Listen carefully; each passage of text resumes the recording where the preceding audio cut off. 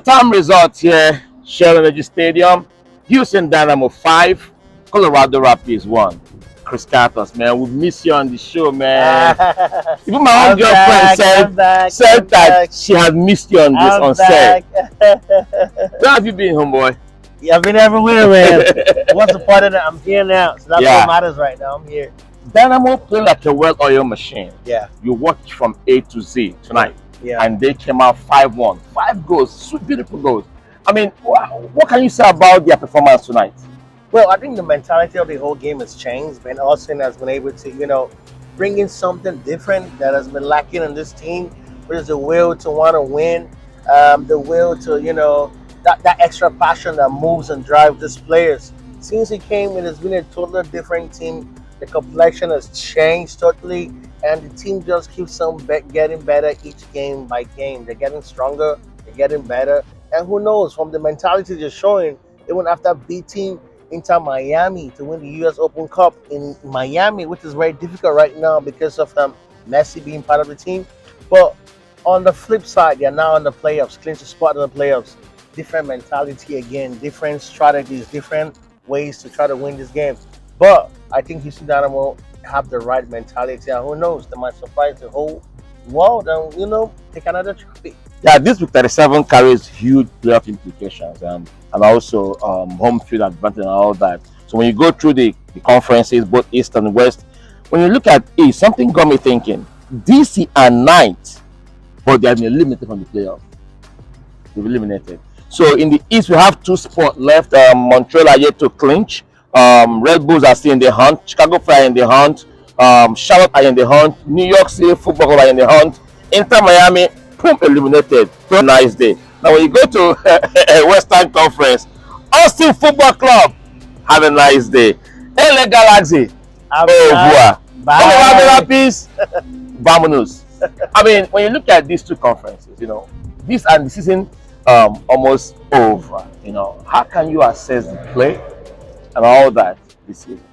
It's been amazing, because everybody knew Dynamo has struggled in the past 4 or 5 seasons, not really having a bearing, bringing in new coaches, but the coach is not able to, be straightforward or outline his philosophy of what he wants to achieve and how to achieve it. A lot of coaches have come and struggled and have gone out. Ben Austin came. Nobody really gave him a chance. That would be one of those coaches that came and struggled. But you know why? Why? The last guy that came before him was like, he had to change the culture of the team, and he didn't even last 28 days. But he tried, but he didn't have the idea on how to do that. So Ben Austin, honestly, I'll give him kudos. Kudos to that man. He knows exactly what he's doing. He came with a plan. It was hard, but you can see the vision of where he's going. His team are not just winning. Yeah, football, the way they move the ball around them, they're so insane. The ball movement is phenomenal. So interesting to what Dynamo play, which has never been in the past. But now it's so interesting to what Dynamo play. Under him, some players flourished. Corey Berg, who came from LAFC 2 seasons ago, is having one of his best MLS career moment. Dorsey Griffin flourishing. I mean, what does that tell about Benosi man management, tactically and otherwise? He shows he's a leader. He's not just a leader. He's a good leader. He knows how to bring people together. He knows how to work with people. And he knows how to bring the best out of people. And that's exactly what he has been doing so far with Houston Dynamo. That is the extra tonic, the extra oil on the grease that's grinding those engines and bringing those results. Look how they play. They score easily.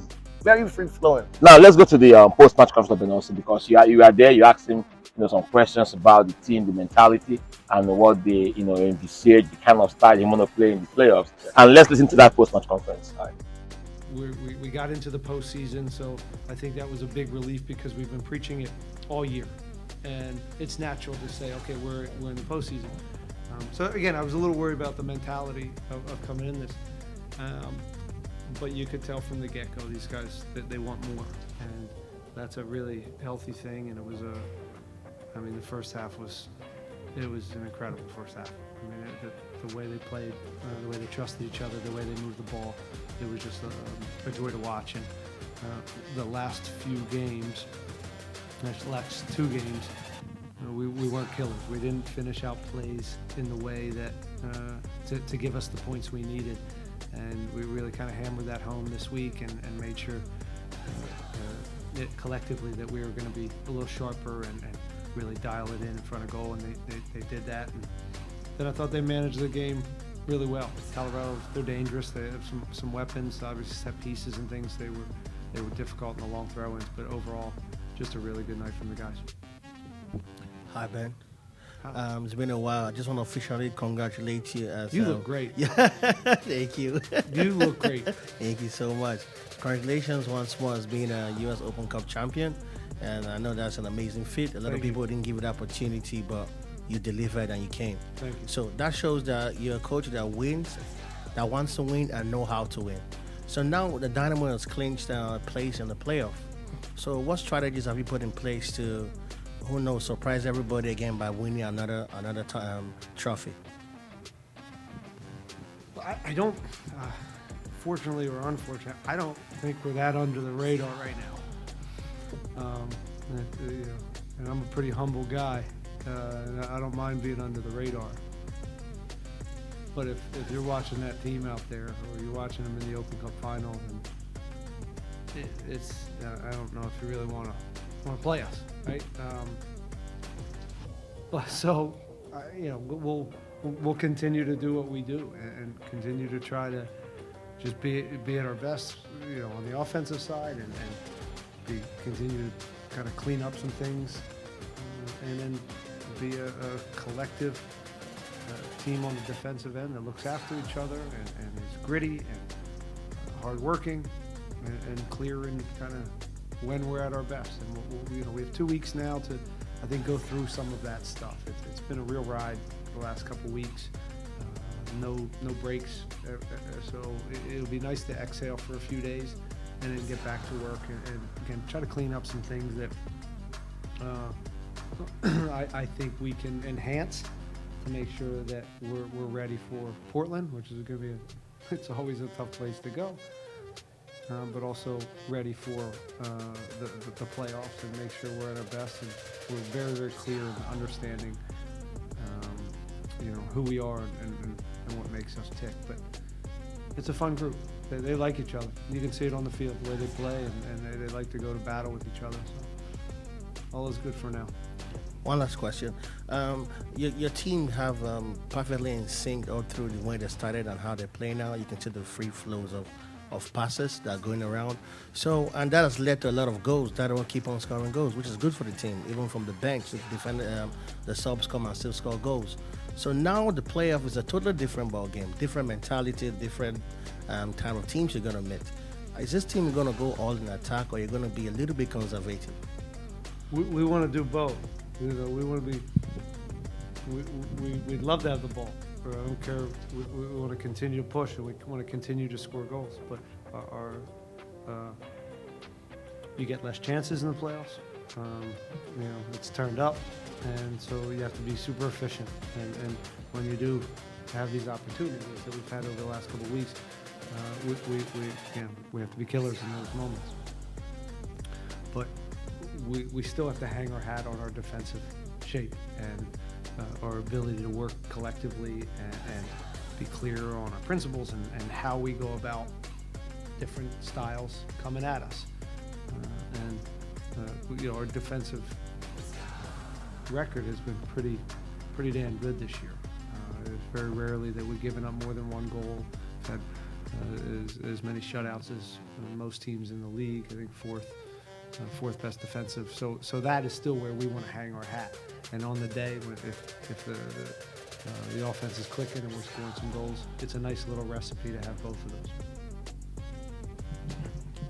All right, you just listened to Benoit. You asked him about if he want to be conservative or go all out. Yeah. And what can you make of his response to you? Does that sound like somebody who want to go all out onslaught, or just want to still be a little bit conservative, thinking about that? Okay, we can still cut back a little bit, but we'll go forward. From what you just heard from the interview, you could tell that he said he wanted a bit of both. So he wants to try and create a balance of being attacking and also a little bit conservative, because you see the playoffs is not like a normal league game. It's two sides. You have to every game you have to win or at least take a point just to make sure you qualify for the next game.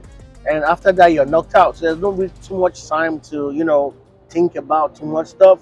So you have to play the balance of being a little bit aggressive, a little bit conservative, just that he can counter and take advantage of teams if you have the opportunity to. And I asked him the last game against CF Montreal, they played a 1-1 draw, and now 48 hours later, they pumped 5 goals past Colorado Rapids. Even though Colorado this season have been a very poor team in the Western Conference, no doubt about that, but no disrespect. But they pumped 5 goals against them. Look at what he responded to my questions about that performance.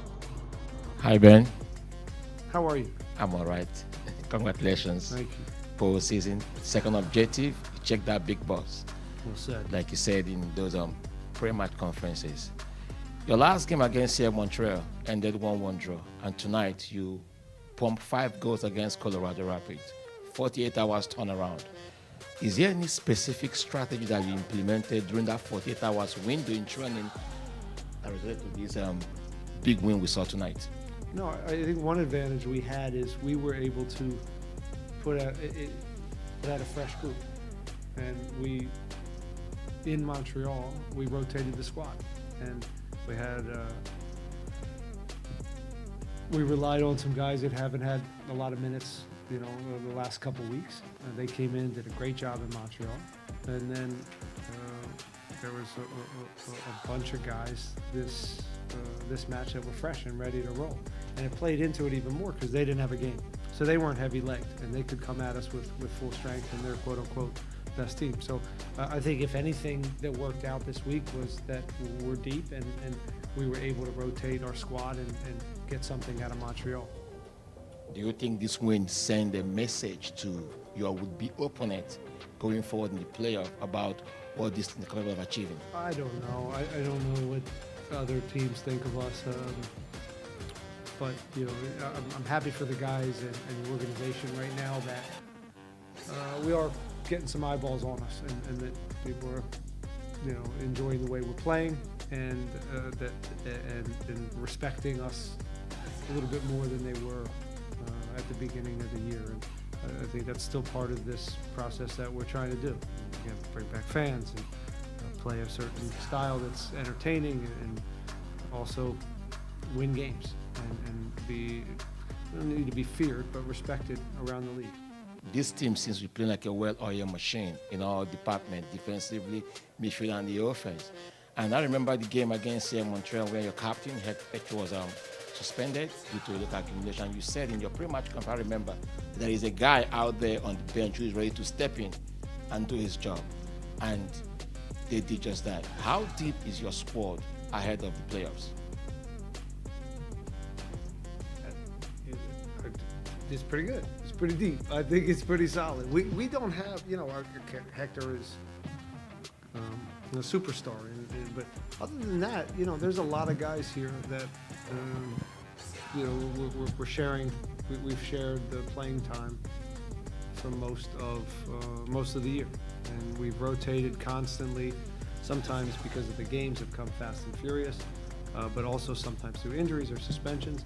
And we've used a lot of guys, and through that process, the guys get confidence from their teammates, and it builds a nice team chemistry when everybody's contributing throughout the year. So that's I think a big part why this group likes each other and has real trust. And that's not just 1 through 11. There's 15, 16, 17 guys that have really contributed this year, and it's nice as a coach because that's why I like the games. If you're a little bit of a deeper squad, you rotate and everybody's happy. If you're playing week in, week out all the time, you don't have to rotate as much and get more guys not getting the love. All right, thanks. All right, welcome back. That's Ben Olsen, coach of Houston Dynamo, talking about his team exploit here this season as they prepare to face the opponent in the postseason. Now let's take you guys around the Major League Soccer. Let's look at other results from around the league and see what's going on. Montreal beat Portland 4-1, even though Montreal played 1-1 with 36 against Houston. They won 4-1 against Portland Timbers. And Houston will play Portland Timbers in the final game of the season. Mm-hmm. that would be very interesting to watch. But MLS has showed that the games are very unpredictable. Because Portland beat what's it called? Because Colorado beat Portland doesn't mean now automatically on the flip side that what's it called? That Portland will not beat Houston. It doesn't work that way. Anything can happen. It's a beautiful game. So All right, Cincinnati went to Inter Miami and defeated Inter Miami 1-0. Cincinnati are top team in the Eastern Conference, Supporters Shield winners, and all that, chasing the top spot in the number one seed in the Eastern Conference. What can you say about Inter Miami without Lionel Messi? They're just like a USL team. that's it. Like a USL team. Strictly. All right, Atlanta played a 1-1 draw against Columbus Crew. Red Bulls trashed Toronto 3-0. Orlando defeated New England 3-2. Philly Union played a goalless draw against Nashville. Austin, we are beaten 4-2 by LAFC at the Q2 in Austin, while Charlotte defeated Chicago Fire 2-0. San Jose played 1-1 draw against Dallas, and Minnesota trashed LA Galaxy 5-2. Sporting Kansas defeated Real Salt Lake 3-2. What a game that was in Salt Lake City, and Johnny Russell, Alan Pulido all showed off for Sporting Kansas, and that has been the result from both East and Western Conference in week 37. Only one game to the end of the season, but we are now about to go into international break. After that, we'll come back. October 21 will be decision day. Who will be in, who will be out?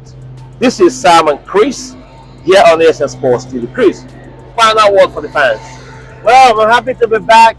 This is the last game of the home game of Houston Dynamo, but we're still going to give you a lot of actions and bring you games towards the playoff. And who knows, Houston Dynamo might be one of the champions. Might be MLS champions, but whichever one, may not be watching our breakfast. I tell you, no breakfast at this level. All right, man. Thank you, everybody. Thank you for watching. This is Sam and Chris around the MLS show, ASN Sports TV. Keep subscribing. Keep following us on all our social platforms. Thank you, and have a lovely holiday season ahead. Right.